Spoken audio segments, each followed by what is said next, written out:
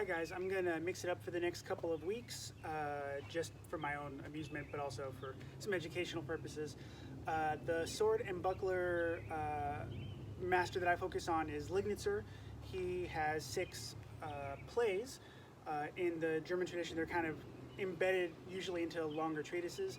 I like the Lignitzer plays because they're short, they're pretty easy to digest, and they really reflect fundamentally important concepts in the German tradition. It's really focused on seizing the initiative, controlling the center line, feeling when you should cut around to the pressure.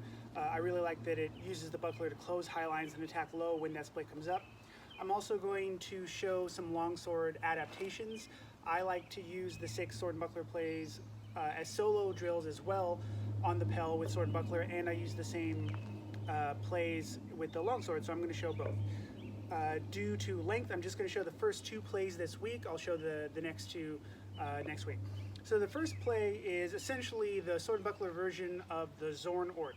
So what Lignitzer says is you cut to the man, and he's very specific that your sword should come to the thumb of your buckler hand. So when we do this initial cut, we're going to make sure that our hand is covered by the buckler. This is really important.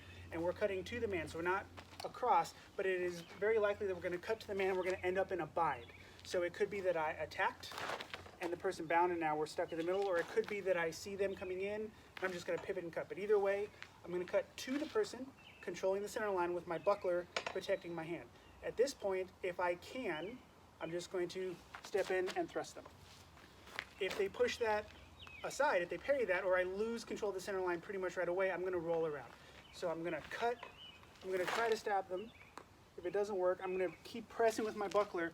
I'm going to step around. This puts me on this side of my tools, keeps me safe. If you're doing this in HEMA and a little bit of buckler pressure is allowed on the bind, if you can, you actually are going to press on their hand and arm to control it, and then you can hit them in the side of the head. If you're doing this in an SCA context, just inhabit the space. So do your cut, try to thrust, and just keep the buckler between you and the bad guy, but don't press if that's not legal where you are. So if I'm practicing this on the Pell, usually I'll do this as a kind of a defensive motion. So I will cut, thrust, and cut around. Cut, thrust, cut around. Play number 2 is from an undercut, an Unterhau motion. So the first play is from this overcut motion. So I'm in a high guard, I cut to the person, protecting. Now I'm going to do a rise and cut motion. So it can be from this high guard, it can be low, but essentially I'm going to come up, and Lignitzer says you come up to 2 shields. So I'm going to come up, and you see I've essentially doubled my tools for protection. This keeps my hand a little bit safer, it gives me a little bit extra coverage, and now I'm actually going to cut across. It's actually, through the mouth. So I've done my undercut motion, I'm going to cut through. If they push that or parry it, I'm going to keep the buckler high, hit the leg on the way out. So the way I practice this on the Pell is I will do my undercut motion, hit, high. I've talked about the tool exchange in other videos, and then I will usually leave way out of range back with that kind of initial motion.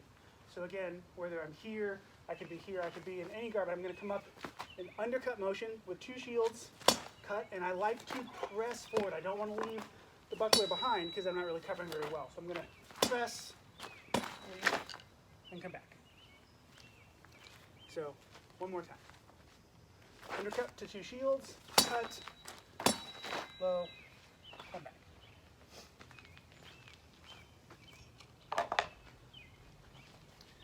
So for the longsword, it's not particularly different. The initial play is very, very similar. So from here, I could do it with the step, or I could just do the pivoting cut. So try to thrust if they parry it, cut around, again, making sure I'm on this side of the sword. So when I'm practicing the first play versus the Pell, usually boom.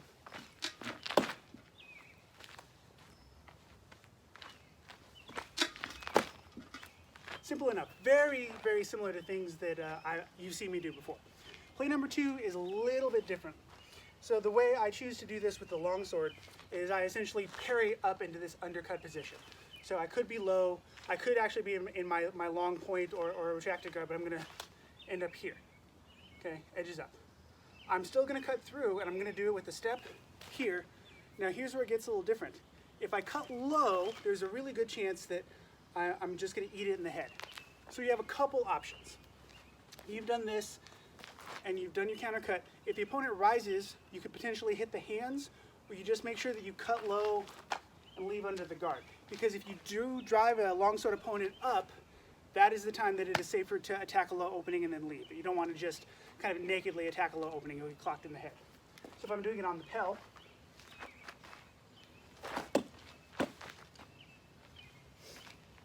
so that undercut motion. And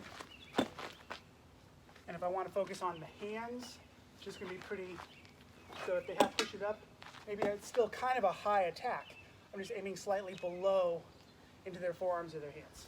But other than that, it's pretty much the same.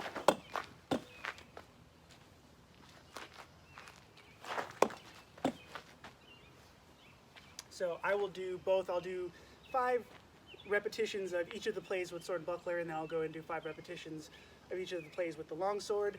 I think that's probably enough for now. Let me know if you have questions, and then next week I'll tackle plays 3 and 4.